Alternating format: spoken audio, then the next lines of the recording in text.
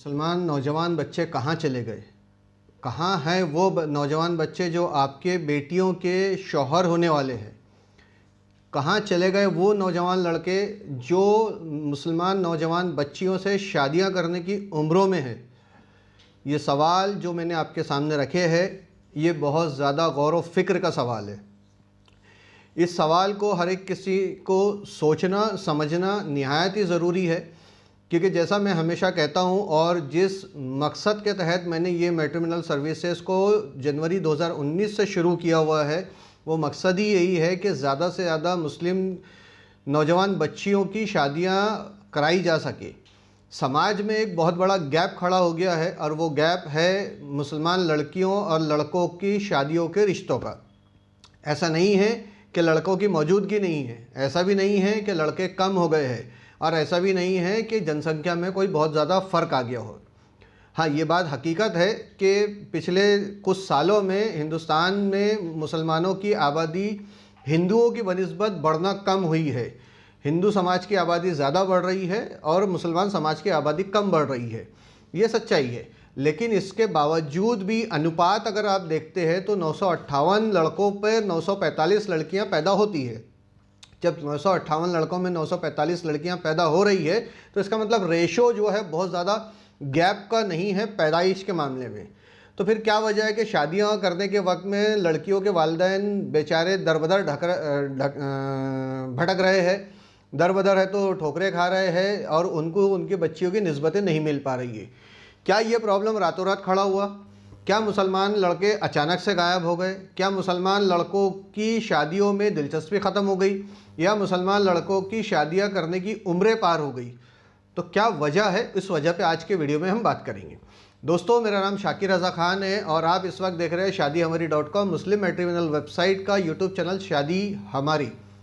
शादी हमारी के इस वीडियो सेशन में आज जो सब्जेक्ट मैं आपके सामने लेके आया हूँ वो बहुत गहराई से सोचने वाला है और इस पर काम करना, इसके बारे में गौर व फिक्र करना और इस गौर व फिक्र के साथ में उम्मत मोहम्मदिया सल्लल्लाहु ताला अलैहि वसल्लम को जागरूक करना आपकी और मेरी हर एक की ज़िम्मेदारी है।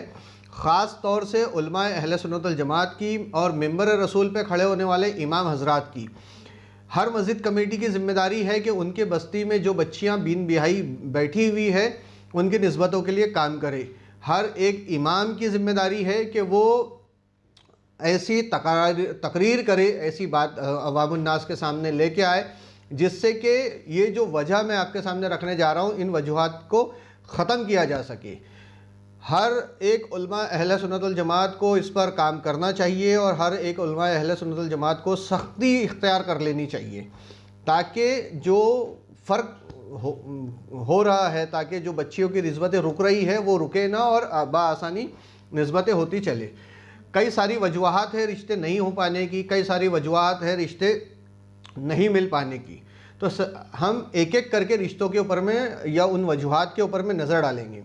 इन 5 साल का जो मेरा तजुर्बा मैंने महसूस किया है और मैंने देखा है कि जो मैट्रिमोनियल सर्विसेज के पास में फैमिलीज़ को जाना पड़ रहा है, पहली बात तो मेरी ये अल्लाह रब्बुल इज़्ज़त से दुआ है कि हमारा समाज वापस से उस पुराने स्ट्रक्चर की तरफ आ जाए जिसमें मैट्रिमोनियल सर्विसेज की ज़रूरत ही नहीं थी। चाहे वो मैं हूँ चाहे कोई भी हो, हम सब की ज़रूरतें ख़त्म हो जाए और निस्बतें होती रहनी चाहिए। अब इसके पीछे कई सारी वजूहात हैं नहीं हो पाने की, या हमारे जैसे सर्विस प्रोवाइडर्स को क्यों खड़ा होना पड़ा, क्यों मार्केट में आना पड़ा और सर्विस एजेंसियों को ये सर्विस क्यों प्रोवाइड करनी पड़ रही है। सर्विस एजेंसियों को इन सर्विसेज के लिए इसलिए भी आना पड़ा कि समाज में मुस्लिम बच्चियों की तादाद बहुत ज़्यादा हो गई है और मुस्लिम बच्चों की तादाद शादियों को लेकर के कम हो गई है। ये जो एक गैप और ये खला मौजूद है, इस गैप और खला को मैच करने के लिए हम लोगों की ज़रूरत पड़ी। अदरवाइज़ ये गैप और खला अगर नहीं होती तो हमारे जैसे लोगों की ज़रूरत नहीं होती। बहरहाल मैं जो काम करता हूँ वो जितने भी मैच मेकर्स है, जितने भी मैट्रिमोनियल सर्विसेज सर्विस प्रोवाइडर है, उन सबसे डिफरेंट है क्योंकि मेरा जो वर्किंग मॉड्यूल है वो पूरे इंडिया भर में लड़कियों के डेटा बैंक को खड़ा करना है ताकि जब भी कोई अपने घर से निकले और ये सोचे कि भाई मुझे अपने बेटे के लिए या भांजे भतीजा जिसके भी लिए शादी के लिए रिश्ता चाहिए, तो वो shaadihamari.com मुस्लिम मैट्रिमोनियल वेबसाइट की सर्विस पर आए और एक ही टाइम में उसको number of choices, number of options देखने मिले और नंबर ऑफ चॉइसेस और ऑप्शंस के ज़रिए से वो रिश्ता कर ले। तो आज का जो टॉपिक है कि क्या मुसलमानों के लड़के ख़त्म हो गए, क्या शादी की उम्र मुसलमानों के लड़कों की ख़त्म हो गई है, या मुसलमान नौजवान बच्चों में से शादी का जज्बा ख़त्म हो गया है। तो ये तीनों सवालों के जवाब जो है मेरे नज़रिए से है नहीं। मुसलमान लड़कों की तादाद भी मौजूद है, मुसलमान लड़कों में शादी करने का जज्बा भी मौजूद है, और मुसलमान लड़कों की उम्रें भी शादी को पार नहीं हो रही है। तो फिर क्या वजह है, क्यों पेरेंट्स को भटकना पड़ रहा है? उन पेरेंट्स को जिनकी बच्चियां शादी के लायक है, उन पेरेंट्स को क्यों भटकना पड़ रहा है जिन्होंने अपनी बच्चियों की तालीम और तरबियत की लेकिन उनको दामाद नहीं मिल पा रहे? वजह क्या है? तो पहली वजह तो ये है कि सोसाइटी का स्ट्रक्चर पूरी तरह से ख़राब हो चुका है। सोसाइटी के उस स्ट्रक्चर को हमने पूरी तरह से डिस्टर्ब कर दिया है, जिस स्ट्रक्चर को हमारे बुज़ुर्गों ने बड़ी मेहनतों और मशक्क़तों से खड़ा किया हुआ था, और बहुत खूबसूरत स्ट्रक्चर था वो, जिसको हमने ख़त्म कर दिया है।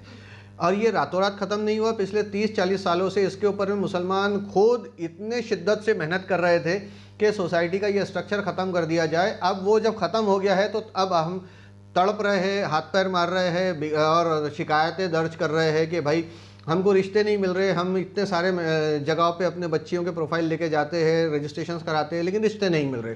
तो वो जो सोसाइटी का स्ट्रक्चर हमने डिस्टर्ब किया है, पहले हम उस स्ट्रक्चर को समझने की कोशिश करते हैं। हमारे जो बाबा अजदाद हुआ करते थे, हमारे जो बुज़ुर्ग हुआ करते थे, वो अपनी बच्चियों के रिश्ते कैसे करते थे, उनके बच्चों के रिश्ते किस तरीके से हो जाते थे। तो उस वक्त का जो दौर था वो एक दूसरे की ज़ुबान को निभाने वाला दौर था और एक दूसरे की ज़ुबान के साथ चलने वाला दौर था। जो हो गया, उस किसी ने ज़ुबान दे दी, उसकी ज़ुबान को सारी ज़िंदगी, उस कमिटमेंट को सारी ज़िंदगी निभाया जाता था। हमारी सोसाइटी ने अपने बुज़ुर्गों को, अपने रिश्तेदारों को, अपने पड़ोसियों को और अपने खैरखाओं को अपने आप से दूर करना शुरू किया है तब से, जब से ऐसे कई सारे मसले मसाइल खड़े हुए हैं समाज के अंदर में, जिसमें से एक मसला निस्बत को भी लेकर के है। जब हमारे बुज़ुर्गों के ज़ुबानों पर पूरी ज़िंदगी हमारे बच्चे निभा लिया करते थे, रिश्ते हो जाया करते थे, तो उसमें प्यार भी होता था, इखलाक भी होता था, ज़िंदगी में एक दूसरे के साथ निभाने और निभाने का जज्बा भी होता था। आज हमारा जो सोसाइटी कल्चर हो गया है वो सेपरेशन सोसाइटी कल्चर हमने अडॉप्ट किया है। सेपरेशन सोसाइटी कल्चर का नुकसान हमको ये हुआ है कि अब हमारे बच्चे या बच्ची के लिए सिर्फ़ और सिर्फ रिस्पॉन्सिबल हम हो गए हैं, उसके अच्छे के भी बुरे के भी। सामाजिक तौर पर रिश्तेदारी के नाते, अहबाब के नाते हमारी रिस्पॉन्सिबिलिटी अब लेने वाला कोई नहीं बचा, क्योंकि हमने उनसे अपने राइट्स छीन लिए हैं।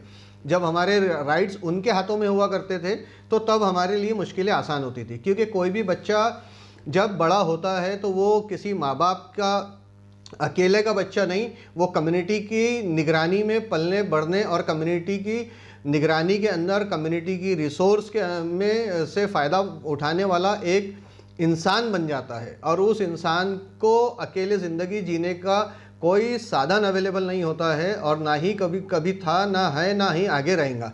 बिगैर सोसाइटी के आप कभी जी नहीं सकते। तो पहला सबसे बड़ा स्ट्रक्चर हमको रिफॉर्म करना पड़ेगा कि हम अपने बच्चों की परवरिश के साथ में अपने सोसाइटी को अपने फैमिली के साथ कनेक्ट रखें, अपने रिश्तेदारों को कनेक्ट रखें, डिसीजन मेकर्स भी बनाएं। आज जो आपसे हमने बोला कि भाई मेरे बच्चे के डिसीजन मेकर हम हैं, तुम कौन होते? सबसे पहली बुराई वहाँ से खड़ी होती है कि जब अगर कोई गलती आपके बच्चे की किसी को दिखाई देती है और वो आपके पेरेंट्स होने के नाते आपको आपके उस बच्चे की गलती को आइडेंटिफाई करवाता है, तो आप क्या कहते हैं कि आप कौन होते हैं जी, चलो अपने बच्चे का देखो, मेरे बच्चे का देखने की ज़रूरत नहीं। ऐसे ही पेरेंट्स जिन्होंने ऐसी गलतियाँ की, आज वो अपनी बेटियों के रिश्तों के लिए भटक रहे हैं। बहरहाल ये सोसाइटी का स्ट्रक्चर को रिफॉर्म करने के लिए सबसे ज़्यादा अहम रोल अगर कोई निभा सकता है तो वह उलमा अहले सुन्नत वल जमात है, इमाम हजरात है, और सोसाइटी के जो तालीमी याफ्ता और तजुर्बेगार बुज़ुर्ग है वो है। उन्हें अपने घर से निकलना होगा, वापस से काउंसलिंग सेशंस ऑर्गेनाइज करने होंगे, वापस से पेरेंटिंग प्रोग्राम्स करने की ज़रूरत पड़ेगी। बेसिकली अगर मैं इन शॉर्ट बोलूँ तो मुसलमानों को आज जिस दीन ने पूरा मॉडल दिया है उसी उम्मत को आज पेरेंटिंग प्रोग्राम की ज़रूरत है। अपने बच्चों के परवरिश के लिए पेरेंटिंग प्रोग्राम की ज़रूरत है। तो एक तो ये रीज़न है कि मुसलमानों ने जब से अपने सोसाइटी को श्रिंक किया है, अपने पावर्स को श्रिंक किया है, अपने सेंटर को चेंज किया है, अपने दायरे ख़त्म किए हैं, तब से ये प्रॉब्लम्स आना शुरू हुई है। यही नहीं, ऐसे और भी बहुत सारी प्रॉब्लम्स आई है। तो अब इसका क्या संबंध है कि भाई लड़के क्यों ख़त्म होगा? ये तो चलो सोसाइटी का स्ट्रक्चर आपने डिस्टर्ब कर दिया, इसके वजह से अब आपके बीच में कोई बोलने वाला नहीं है, अब आपके लिए कोई रिश्ते लाने वाला नहीं है, अब आपको कोई रिश्ते बताने वाला नहीं है, क्योंकि आपके एलिगेशंस और ब्लेम गेम जो है वो चल रहे हैं। इस वजह से आपको बच्ची का रिश्ता कोई आपके घर तक लाते हुए डरता इसलिए क्योंकि आपने अपने बुज़ुर्गों की ज़ुबानों की कीमत करना छोड़ दी, अहमियत करना छोड़ दिया। इसीलिए तो अब जब आपने उनको तो साइडलाइन कर दिया, तो साइडलाइन करा तो फिर मैट्रिमोनियल सर्विसेज की तरफ आपको आने की ज़रूरत पड़ी। मैट्रिमोनियल सर्विसेज के अलग अपने ड्रॉबैक्स है, वो मैं आपसे फिर कभी बात करूँगा उस बारे में। आज जो सब्जेक्ट है उस पर बात करते हैं। तो मैं जो पहला हैंड आपके पास मौजूद था, आपने वो ख़त्म किया, तो दोबारा सोसाइटी को उस हैंड को ज़रूर पैदा करना होगा, दोबारा से ज़िंदा करना होगा। अब आते हैं दूसरे रीज़न की तरफ। मुसलमानों में लड़कों की तादाद भी है, शादियां करने के लिए तैयार भी है, मौजूद भी है, लेकिन सबसे बड़ा प्रॉब्लम हो गया है ईगो क्लैशेस का। अब ये ईगो क्लैशेस क्या है भाई कि मुसलमान बच्चियों को उनके जब पेरेंट्स पढ़ा रहे हैं, एजुकेशन दे रहे हैं, एकेडमिक एजुकेशन दे रहे हैं, दुनियावी एजुकेशन दे रहे हैं, दीनी एजुकेशन से दूर ले जा रहे हैं, ये दूसरा पेरेंटिंग ड्रॉबैक जो है वो खड़ा हुआ है कि हमारा पूरा सेंटर, पूरा फोकस, पूरा characteristic, character base, future planning सब कुछ डिग्री पे बेस कर दिया है हमने। अल्लाह रब्बुल इज़्ज़त की अहकाम से हम दूर हो गए हैं। हमें ये बता दिया जा रहा है, हम अपनी बच्चियों की परवरिशों को करते वक्त में ये उनको ज़हनशीन कर दे रहे हैं कि बेटा तेरे को एजुकेशन लेना है, एजुकेशन इसलिए लेना है कि तू कल चल के अर्निंग पर्सन रहेंगी तो तेरे इन लॉज और तेरा शौहर जो है वो तेरे काबू में और कंट्रोल में रहेंगे।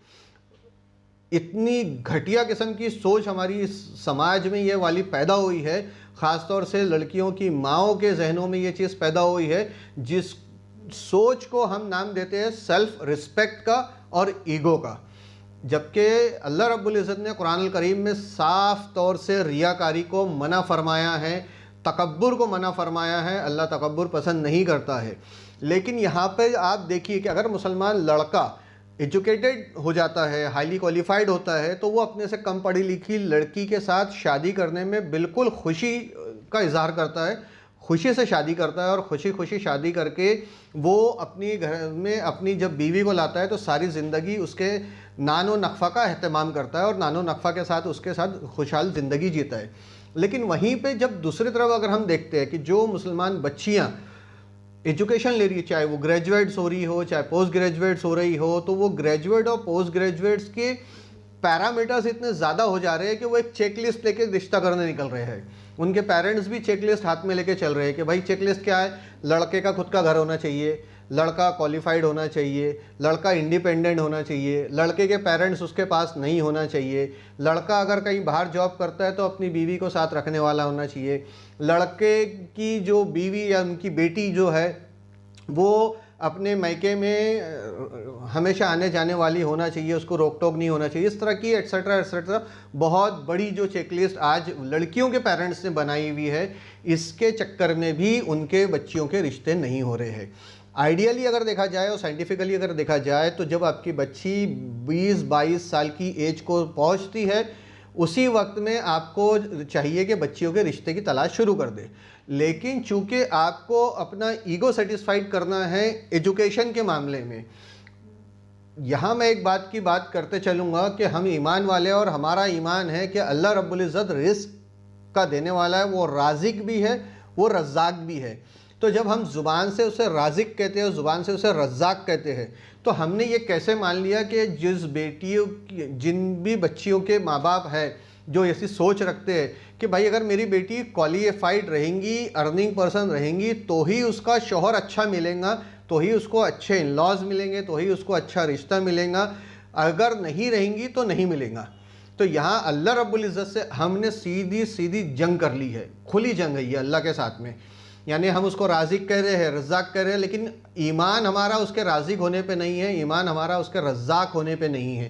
तो दूसरा पॉइंट ये है कि जब हम क्लैशेस की तरफ बढ़ रहे हैं या हम है तो इस मसले की तरफ अब तो बहुत आगे निकल चुके हैं। मैं ये नहीं कहूँगा कि ये प्रॉब्लम खड़ी हो रही है या क्रिएट हो रही है, अब तो ये इस्टेब्लिश प्रॉब्लम बन चुकी है कि लड़का अगर ज़्यादा पढ़ा लिखा है तो कम पढ़ी लिखी लड़की से शादी कर लेता है, लड़का ज़्यादा अमीर है तो कम अमीर लड़की से शादी करता है, लड़का अगर ज़्यादा अर्निंग पर्सन है तो विदाउट अर्निंग पर्सन लड़की से शादी करता है। लेकिन एज कंपेयर इधर देखा जाए तो लड़की अगर एकेडमिकली वो पीजी कर चुकी है तो वो पीजी के नीचे शादी नहीं करना चाहती। अगर एग्जांपल के तौर पे उसने एमबीबीएस किया है तो वो बीएएमएस से शादी नहीं करना चाहती। अगर उसने आईटी इंडस्ट्री में जॉब किया है और उसकी सैलरी 70,000 रुपये है तो वो 50,000 रुपये वाले की इनकम सोर्स वाले लड़के से शादी नहीं करना चाहती। उनके पेरेंट्स ये देखते हैं कि लड़के का मकान खुद का होना चाहिए। तो ये जो सोच हमारी सोसाइटी में पैदा हुई है तो सोसाइटी इसकी खुद जिम्मेदार है। वो लोग खुद अपनी बच्चियों की ज़िंदगियों के बर्बाद करने के ज़िम्मेदार है जिनकी बच्चियों की उम्रें आज 30, 32, 34, 28 की हो चुकी है। अब यह रहा दूसरा पॉइंट। तो दूसरे पॉइंट के बाद में आप का मैं जहन लाना चाहूँगा तीसरी चीज़ की तरफ में। अब तीसरी चीज़ जो बहुत ही ज़्यादा ख़तरनाक होती जा रही है, इतनी ख़तरनाक हो गई है कि जिसकी कोई हद नहीं है, ये नस्लें बर्बाद कर देने वाली चीज़ है। जैसा पहले मैंने आपसे पहला पॉइंट जो मेरे नज़रिए से है कि हमने अपने सोसाइटी का स्ट्रक्चर पूरा डिस्टर्ब कर दिया। हमने अपने रिलेटिव्स, अपने बुज़ुर्गों की कमांड जो है अपने सोसाइटी से ख़त्म कर दी, चाहे वो अपने घर के ही क्यों ना हो। हमारे बच्चों के रिश्तों की जब मामलात आते हैं तो हम अपने बड़े भाई, अपने बड़े जो भी घर के लोग हैं या माँ बाप हैं उनसे कहते हैं अरे तुमको क्या समझता, तुम रुको, मेरी बेटी पढ़ी लिखी है, उसके लिए पढ़ा लिखा रिश्ता देखेंगे अपन। ये जो सोच रही ये हमने ख़त्म कर दी, हमने अपना सामाजिक स्ट्रक्चर ख़राब कर दिया। दूसरा ये सोच है कि एकेडमिक एजुकेशन यानी काफिरों की किताब पे आपको बहुत ज़्यादा एतमाद हो गया है, अल्लाह रब्बुल इज़्ज़त की किताब से आपका अकीदा ख़त्म हो गया है। तो जब अल्लाह की किताब से आपका अकीदा ख़त्म हुआ तो आपने अल्लाह से जंग की है। अब अल्लाह से जंग की है तो अल्लाह उसकी सज़ा तो देगा ही आपको, अल्लाह जल्ल जलालहू है वो सज़ा देगा ही देगा आपको। तो वो सज़ा दे रहा है समाज को, किसी एक माँ बाप को नहीं, वो पूरे समाज को सज़ा दे रहा है कि जिनकी बेटियों की उम्रें पार हो जा रही है और उनकी बेटियों के लिए रिश्ते नहीं मिल पा रहे। तीसरा एक जो इशू है वो ये है, जो मैं इम्पॉर्टेंट वाला है वो इसके बाद बताऊँगा। एक और इशू है इस बारे में। नॉर्मली जब लड़का ग्रेजुएट होता है तो वो शादी करता है। क्यों शादी करता है? क्योंकि उसके पेरेंट्स चाहते हैं कि बेटा अब तुम्हारा अर्निंग पर्सन हो गए हो, 20, 25, 30 हज़ार रुपये महीना कमाना शुरू कर चुके हो, साल 2 साल का पेरेंट्स वेट करते हैं और फिर देखते हैं भैया कि इसकी जॉब या अर्निंग जो भी है वो स्टेबल हो गई है, चलो निस्बत देखो। और 27 साल की एज के अंदर 95% लड़कों की शादियाँ हो जा रही है। 95% लड़कों की शादियां हो जा रही है। अब इस 95% लड़कों में 100% तो ग्रेजुएट बच्चे नहीं हैं, क्योंकि हमारा ड्रॉप आउट का रेशो ही 98% का है। 2% ही हमारे यहाँ पे ग्रेजुएट और पोस्ट ग्रेजुएट में बच्चे जाते हैं। तो 98% का जब ड्रॉप आउट का रेशो है, 10th और 12th के बाद का जो ड्रॉप आउट है वो अपनी अर्निंग में पहले लग जाते हैं। जब पहले लग जाते हैं तो उनके वालिदैन देखते हैं भैया 2 साल 3 साल का समय हो गया है, बच्चा कमाने लग गया है, अब इसको इसकी ज़िंदगी में, इसकी जिम्मेदारियों में इंडिपेंडेंट कर दिया जाए, तो वो अपने बच्चे की शादियां कर देते। तो उससे क्या हुआ कि एक तो उसमें कम क्वालिफाइड बच्चा भी है और उसमें क्वालिफाइड बच्चा भी है जो 25, 26, 27 की एज में शादी करके आपकी रेस से बाहर हो गया। जिस रेस में आप दौड़ रहे हो उस रेस से तो वो बाहर हो गया। अब जब वो 95% लड़के उस रेस से बाहर हो गए तो 95% लड़कों को शादियां करने के लिए लड़कियां मिल गई। अब जो बचे हैं 5%, वो 5% बच्चे, उसमें से किसी का कोई रिलेशनशिप होता है कॉलेज के दौरान में, किसी को अपनी पसंद की लड़की से शादी करनी होती है, किसी को अपने पसंद के लड़के से शादी करनी होती है। तो ये वाले भी फैक्टर्स उसमें होते हैं, मौजूद होते हैं। इसलिए मैंने उलमा अहले सुन्नत वल जमात से अपील किया अपने इस वीडियो में कि वो इन बच्चों की तालीम के साथ साथ उनकी तरबियत पे बयान करे, अपनी जिम्मेदारियों को मान के बयान करे, पल्ला ना झटके। ये ना बोले कि भाई उनके माँ बाप लाखों रुपए खर्चा करके एजुकेशन तो करा रहे, तरबियत नहीं करा सकते क्या? ठीक है, उन्होंने नहीं करा है, लेकिन मेंबर रसूल पे खड़े आप हैं तो आपकी भी तो जिम्मेदारी बनती है, क्योंकि आप इमाम हैं और इमाम एक अमीर होता है। मैं हमेशा कहता हूँ कि इमाम एक अमीर होता है और अमीर की जिम्मेदारियाँ होती है कि वो अपने इलाके के हर एक ईमान वालों की फ़िक्र करे, उनके मसलों के हल निकालने की कोशिश करे।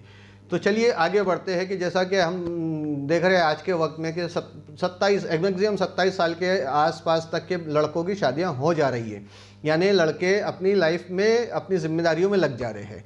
इसके बाद का जो चौथा पॉइंट है वो ये है कि आज मुस्लिम कम्युनिटी के बच्चों के ऊपर में फैमिली रिस्पॉन्सिबिलिटीज़ जो होती है वो बहुत ज़्यादा होती है।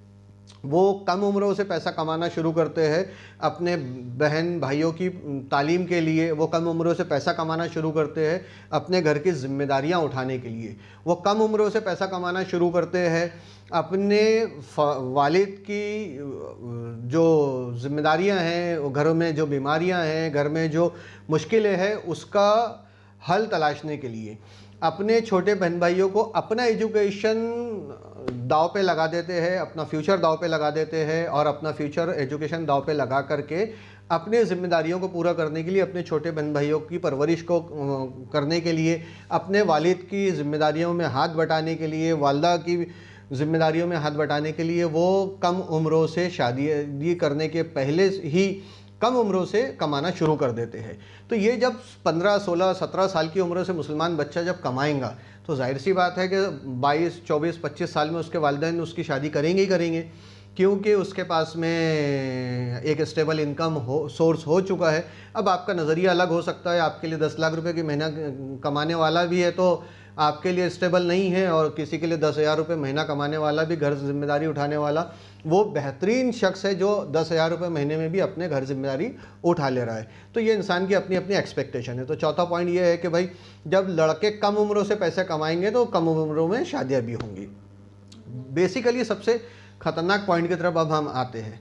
सबसे ख़तरनाक पॉइंट ये है कि वालिदैन अपने बच्चियों की निस्बतें रोक करके, उनके जो जिनसियाती ज़रूरियात को रोक करके उन पर काफिरों की किताब मतलब एकेडमिक एजुकेशन का जो लोड डाल रहे हैं, जो बोझ डाल रहे हैं, उस जिनसियाती ज़रूरियात का जो खून हो रहा है, उस नफ्सियाती ज़रूरियात का जो खून हो रहा है, उसमें कुछ बच्चियां तो सही साकिन अपने इज़्ज़त को संभाल के रख रही है, अपनी नफ्सियात को काबू पा ले रही है, अपनी जिनसियाती ज़रूरियात पे काबू कर ले रही है, लेकिन कुछ बच्चियां गुमराह हो रही है। और ऐसे गुमराह होने वाले बच्चियों के माँ बाप जो है फिर वो जबरन उसकी शादी अपने नाम और नमूद की खातिर कहीं ना कहीं करवा रहे हैं, और वो निभ नहीं पा रही है, उसमें तलाक हो रहे हैं। और तलाक होने की वजह जो है वो माँ बाप का वो सोच है। मेरे पास कई ऐसे रजिस्ट्रेशंस आए हैं,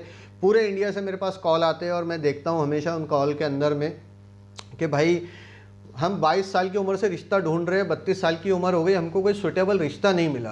तो ऐसा क्या तलाशते हैं भाई आप? तलाशने की जो चीज़ होती है वो आप देखते हो कि लड़का कितनी डिग्रियां लिया हुआ है, लड़के की जॉब में इनकम कितनी होती है, लड़के के पास खुद का घर है या नहीं, लड़के का बैंक बैलेंस है या नहीं। तो ये जो पैरामीटर लड़की वालों ने तय किए हुए हैं, ये उनकी बेटियों की ज़िंदगियों को नुकसान पहुंचा रहे हैं। जबकि देखा क्या जाना चाहिए कि लड़का शरीफ और ख़ानदानी है या नहीं, लड़का इज़्ज़तदार है या नहीं, लड़के की कमाई का जो सोर्स है वो हलाल हक है या नहीं। देखा यह जाना चाहिए कि लड़के के फैमिली और लड़के के अंदर दीनियाती तालीमात का असर कितना है, ये देखा ना जाना चाहिए। ये देखा जाना चाहिए कि वो शरीफ और इज़्ज़तदार है या नहीं। ये हमारे यहाँ पे देखने का फैक्टर्स ख़त्म हो गया है। ऐसे और भी बहुत सारे वजह है, हर एक के पास अलग अलग टॉपिक्स, हर एक के पास अलग अलग वजूहात है, हर एक के लिए फ़िक्र है। लेकिन मैंने जो आज अपने वीडियो में बात कही है ये सबसे ज़्यादा बेस करती है तो हमारा सोशल स्ट्रक्चर हमने ख़राब कर दिया है। ज़रूरत है कि सोशल स्ट्रक्चर को वापस से खड़ा करें। अब आखिरी में मैं वो बात कहना चाहूँगा जिन बच्चियों की निस्बतें नहीं होने की वजह पर हम बात कर रहे हैं, लड़कों की कमी की बात कर रहे हैं, तो लड़कों की कमी समाज में बिल्कुल भी नहीं है।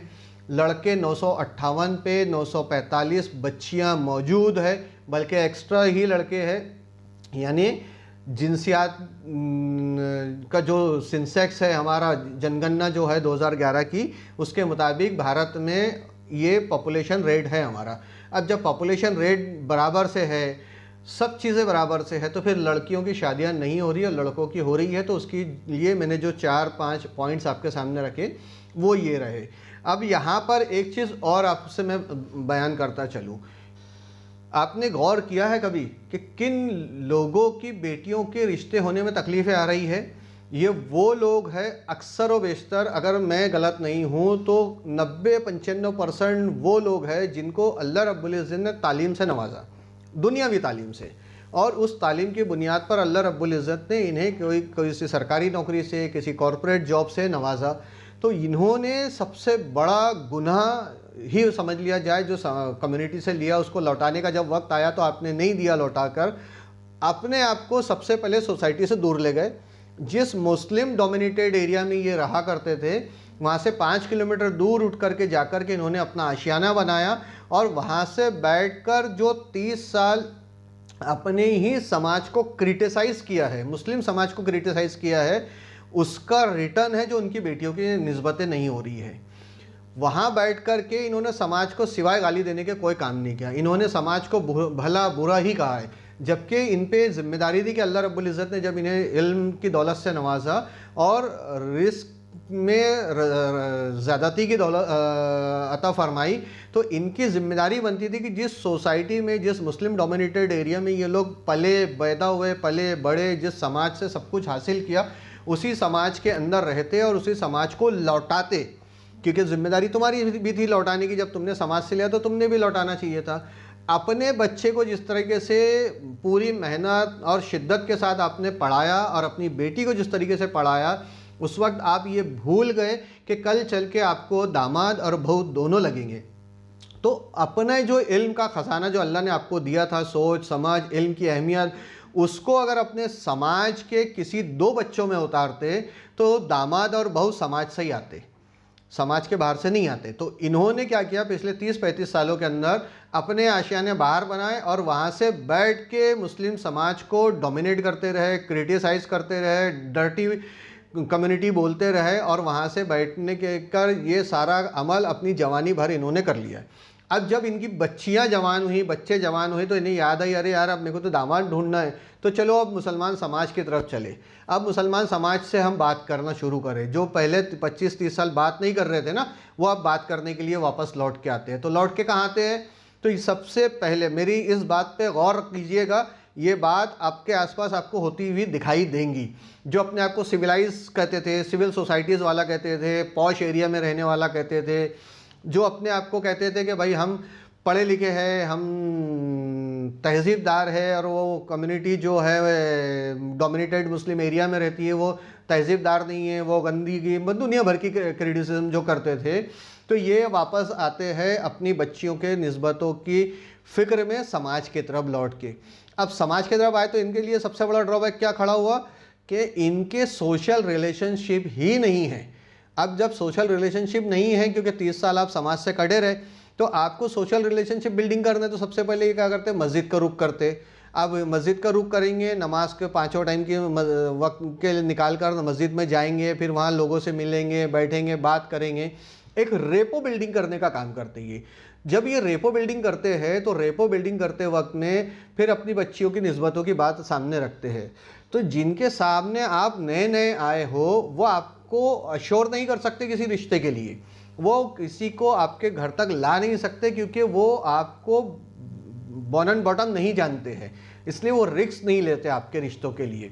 फिर आप क्या करेंगे, थोड़ा और बढ़ चढ़ के, यार कोई आइडेंटिफाई नहीं कर पा रहा, मेरे को कोई रिकग्नाइज़ नहीं कर रहा है, तो मस्जिद में अगर कुछ काम निकलेगा, रमज़ान आएंगे, तो वहाँ बढ़ चढ़ के थोड़ा चंदा दे के अनाउंसमेंट कराएंगे, ताकि लोगों का जहन मेरे पे आए, और वो जहन मेरे पे आने से आप जो है मेरी बच्चियों को निस्बतें मिल जाए। ये टैक्टिक जो हम यूज़ कर रहे हैं, तो ये टैक्टिक क्या उन पेरेंट्स की, उन बच्चियों की रिश्तों को कराने में कामयाब हो रही है? तो मेरा जो तजुर्बा रहा है, ये टैक्टिक इनकी फेल्यूर साबित हो रही है, क्योंकि अल्लाह रब्बुल इज़्ज़त के पास इंसाफ है। इसीलिए मैं कहता हूँ कि समाज बनाओ, ये समाज आपका है। उम्मत मोहम्मदिया सल्लल्लाहु अलैहि वसल्लम में पैदा होने वाला हर शख्स अपने समाज के लिए ज़िम्मेदार है, जो दे सकता है कंट्रीब्यूट करे अपने तरीके से। इसी का नाम तो हुकूकुल इबाद है, यही तो अल्लाह रब्बुल इज़्ज़त ने हम पे सबसे पहले फ़र्ज़ किया है, और यही नबी करीम सल्लल्लाहु अलैहि वसल्लम की मक्की ज़िंदगी से हमको देखने मिलता है। हिजरत के पहले से हुकूकुल इबाद के सारे मामलात हमको देखने मिलते हैं, तो हम हुकूकुल इबाद निभाते नहीं हैं, और अपने बच्चों के बड़े होने के टाइम पे रिश्तों की जब तलाश करते हैं तो ये सारी चीज़ें आती हैं। मैंने बहुत बेसिक लेवल पे चीज़ें बताने की कोशिश की है। उम्मीद है कि कम्युनिटी के जो सुलझे हुए लोग हैं वो इसको सोचने समझने की कोशिश करेंगे, और जो आज की नौजवान जनरेशन है वो गलतियां नहीं दोहराएंगी जो गलतियां हमारे यहाँ हो चुकी है। ब्लेम गेम को ख़त्म कीजिए, ब्लेम गेम से कुछ नहीं होने वाला। रिफॉर्म करने की कोशिश करो, और रिफॉर्म करने के लिए हमको कोई मॉडल बनाने की ज़रूरत नहीं है। ऑलरेडी हमारे पास में दीन इस्लाम ने मॉडल दिया हुआ है। वो कौम जिसके पास मॉडल नहीं है वो दर बदर भटक रही है, वो गुमराह हो रही है, लेकिन हमारे पास मौजूद है। और उस मॉडल का इम्प्लीमेंटेशन, हर एक बुराई को भलाई में बदलने का जो प्लेस है हमारे पास, वो मस्जिदें हैं। उस मस्जिद पे मिंबर रसूल पे खड़े होने वाला वो इमाम है। उस इमाम के ज़रिए से उलमा अहले सुन्नत वल जमात के आवाज़ से अवाम में वापस से ये बेदारी पैदा हो कि वो अपने बच्चों की दीनी तालीमात पर फोकस करे, दुनियावी तालीमात पे फोकस भी करे। लेकिन दुनियावी तालीमात का मतलब ये नहीं है कि आप प्राउडी हो जाए। दुनियावी तालीमात का मतलब ये नहीं है कि आप किसी को क्रिटिसाइज़ करें। दुनियावी तालीमात का मतलब ये नहीं है कि जब लड़का ज़्यादा पढ़ा लिखा किसी कम पढ़ी लिखी लड़की से शादी कर सकता है तो लड़कियां क्यों नहीं कर सकती। तो लड़कियों को भी चाहिए कि अपने से कम पढ़े लिखे लड़के की तरफ में अपनी निस्बतों को आगे बढ़ाए, अपने पेरेंट्स को बोले कि अपनी निस्बतों को अपने से कम पढ़े लिखे लड़कों में भी हम जी सकते हैं। खुशी अल्लाह रब्बुल इज़्ज़त की तरफ से मिलती है, लेकिन खुशी हासिल करने के लिए जुस्तजू हमें करनी पड़ती है। मैं एक बात आखिरी में कहना चाहूँगा, नबी करीम सल्लल्लाहु ताला अलैहि वसल्लम के अलावा दुनिया में कोई इंसान परफेक्ट नहीं है। हम तो सबसे आखिरी दर्जात में खड़े हैं और सबसे आखिरी मरहले की उम्मत है, लेकिन ये मरहले की उम्मत में सबसे ज़्यादा बुराइयां आज के वक्त में देखी जा रही है। जिस उम्मत में सबसे सारी नबियों की उम्मत से सबसे ज़्यादा नेकियां और कैरेक्टर्स देखे गए हैं, आज हमने कैरेक्टर को छोड़ा है, तो लिहाजा अपने कैरेक्टर्स पे वापस से हम आए, कैरेक्टर को सोचे समझे और बात करें। आज जो मसला खड़ा हुआ है इसके लिए अलग अलग ओपिनियन ज़रूर हो सकती है। मैं ऊपर ऊपर की किसी बात पे ओपिनियन पे काम नहीं करता और ऊपर ऊपर की चीज़ों पे बात नहीं करता। इसीलिए इस वीडियो में मैंने उस बेस को बताने की कोशिश किया है जो बेस स्ट्रक्चर ग्राउंड लेवल से हमको डेवलप करना है। तो आज के इस वीडियो में इतना ही दोस्तों। इंशाअल्लाह फिर आप सबसे मुलाकात होंगी। जैसा मैं हमेशा कहता हूं कि हमारे इस यूट्यूब चैनल को सब्सक्राइब कर लीजिए, घंटी वाला बटन भी याद से दबाइए, क्योंकि हम हर वक्त कोई ना कोई ऐसा टॉपिक लेके आते हैं निस्बत सीरीज़ के अलावा जो समाज को बनाने के लिए है, रीडेवलपमेंट ऑफ सोसाइटी के लिए है, और समाज के लिए जो हार्मफुल है, जो नुकसानदेह चीज़ें हैं वो दर्शाने के लिए है। तो लिहाजा मेरी आप सबसे फिर दरख्वास्त है कि आप हमारे इस YouTube चैनल को ज़्यादा से ज़्यादा सब्सक्राइब खुद भी करें और अपने दोस्तों अहबाबों से भी करवाएं। घंटी वाला बटन याद से दबाएं। उस घंटी वाले बटन को दबाने से होगा ये कि हम जब भी कोई वीडियो अपलोड करेंगे तो सीधे आपको देखने मिलेगा। लाइक का बटन भी दबा दिया कीजिए ताकि यूट्यूब का एल्गोरिथम हमारे वीडियोज़ को ज़्यादा से ज़्यादा स्प्रेड कर सके। इंशाअल्लाह अज़ीज़ हयात रही तो फिर आपसे मुलाकात होंगी। अपने किसी नए वीडियो पर, नए टॉपिक, नए सब्जेक्ट के साथ में हाजिर होऊंगा। अल्लाह रब्बुल इज़्ज़त से दुआ खैर तमाम उम्मत मोहम्मदिया सल्लल्लाहु ताला अलैहि वसल्लम के लिए, और आप भी हर किसी के लिए दुआएं कीजिए, हाथ बढ़ाए, क्योंकि आपका हाथ बढ़ाना उम्मत के लिए निहायत ज़रूरी है। मैदान हश्र में आपका और मुझे इसका हिसाब भी देना है। जज़ाकल्लाह खैर। अल्लाह हाफ़िज़।